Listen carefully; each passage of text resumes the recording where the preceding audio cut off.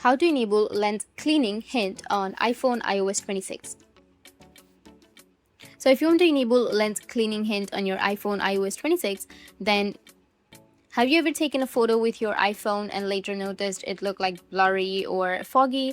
Then most of the time it's not a camera problem at all. It's usually just a smudge, dust, or fingerprints on the camera lens. With iOS 26, Apple added a really helpful feature that can detect when your lens is dirty and remind you to clean it before you take a photo. To enable this, you need to start by opening the Settings app on your device. From the main settings page, you need to scroll down a bit until you see the option of Camera. Once you find Camera, you need to tap on it. Now scroll down towards the bottom of this page until you see an option called Lens Cleaning or Lens Correction. Once you find, simply turn the switch on to enable the feature. After this is turned on, your iPhone will automatically check the camera lens when you open the camera app. If it detects dust, smudges, or dirt on the lens, it will show you a small pop-up reminder asking you to clean it.